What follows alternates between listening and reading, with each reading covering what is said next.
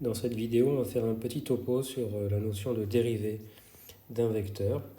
Donc on va supposer qu'on a un vecteur, que je vais dessiner ici, qui dépend du temps.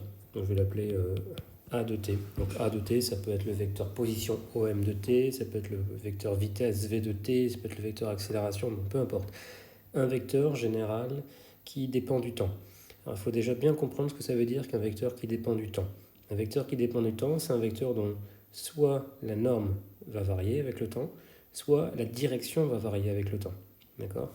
Par exemple, si je dessine ce vecteur A de t là, qui est à l'instant t, je vais supposer qu'à l'instant t plus dt, il est comme ça, ou à l'instant t'. Là, le vecteur A, on va considérer qu'il n'a pas varié.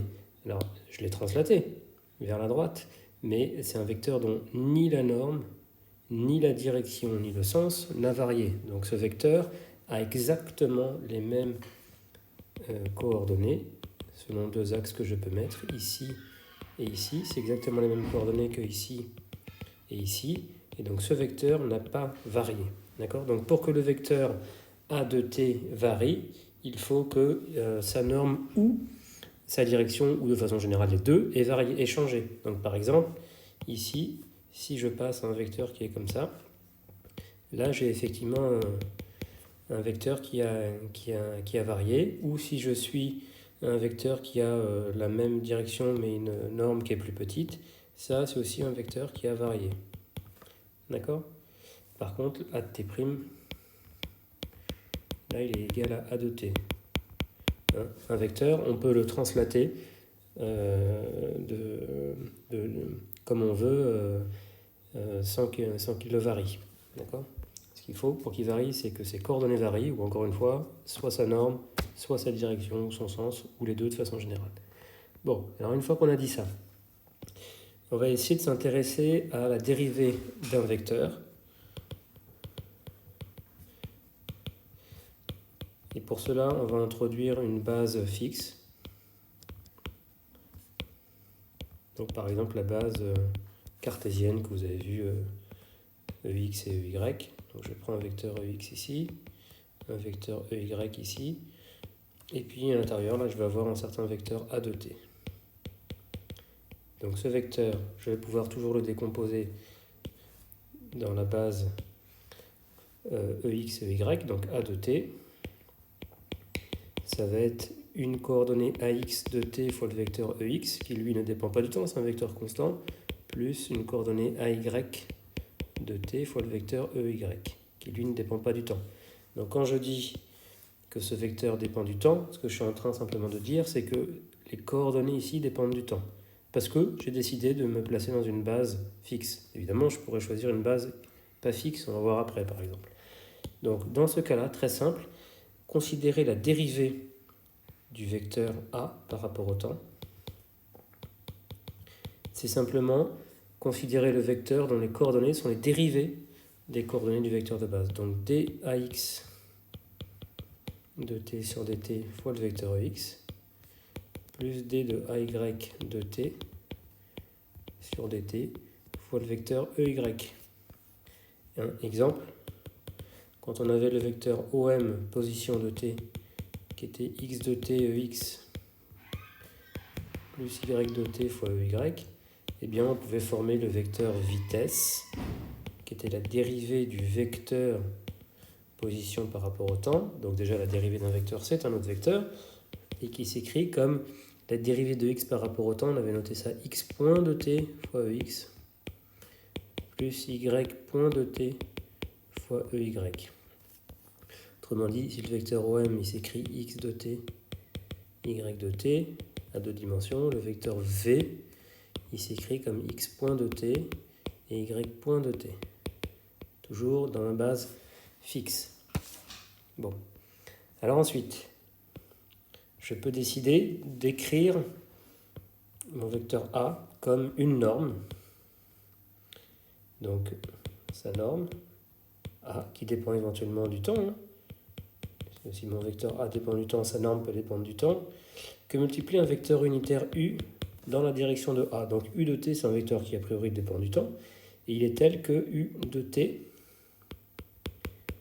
c'est le vecteur A de t divisé par la norme de A, qui dépend du temps aussi. D'accord? Donc là, la propriété, c'est que la norme de U de t est égale à 1, donc elle ne dépend plus du temps. Et qu'est-ce qui dépend du temps? C'est la direction du vecteur U. D'accord? Mais sa norme ne dépend plus du temps, elle est égale à 1.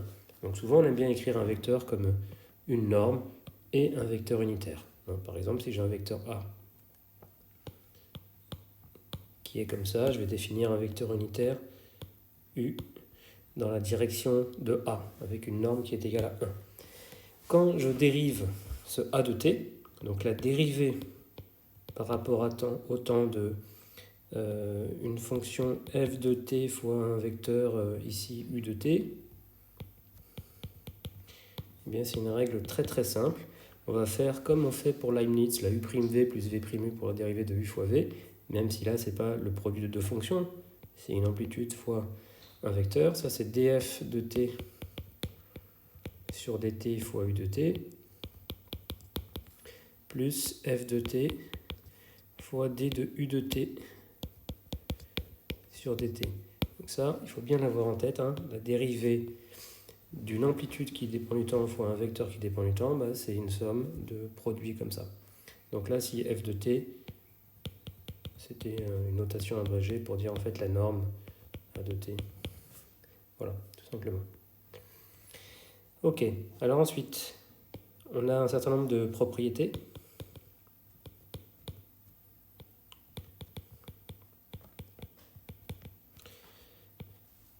De ce produit, de la dérivée d'un vecteur.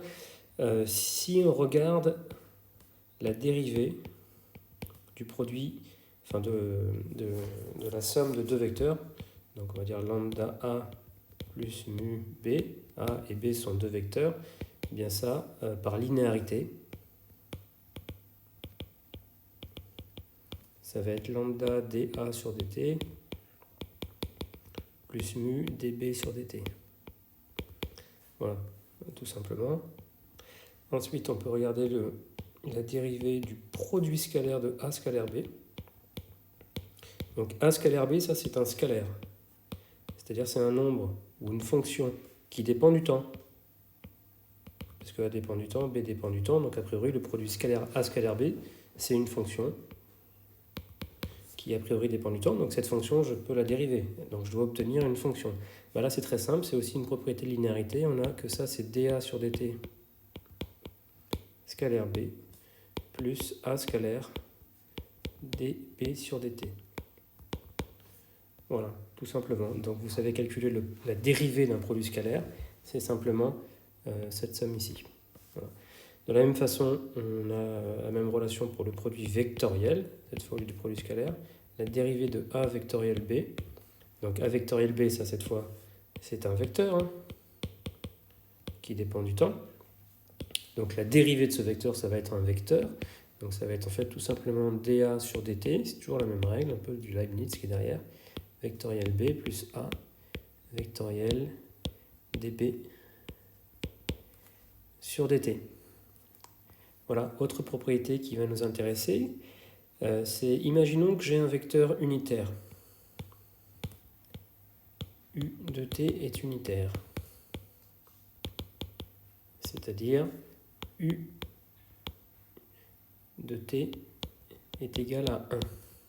À ce moment-là, ça me dit que U carré de t, qui vaut U scalaire U, ça c'est égal à 1.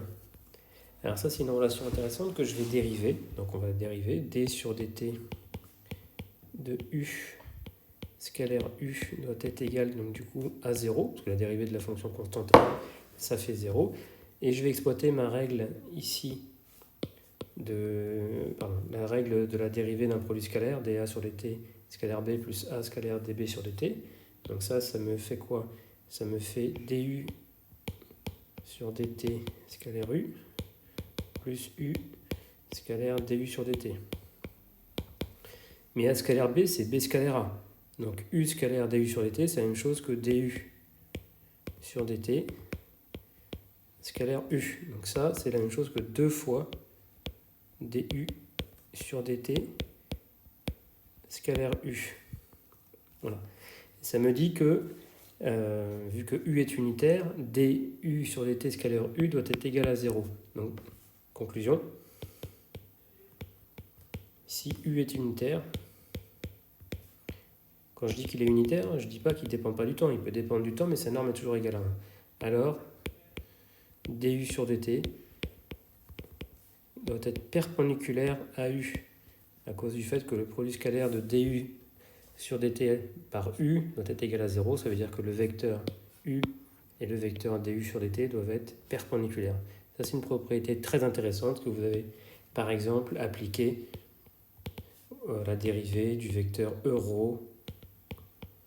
Ça, c'est quelque chose qui est perpendiculaire à euro, etc. Pour les coordonnées cylindriques et pareil pour les coordonnées sphériques. À chaque fois qu'on a un vecteur unitaire qui dépend du temps, sa dérivée est un vecteur qui dépend également du temps, mais qui doit être toujours perpendiculaire au vecteur qu'on dérive. Voilà.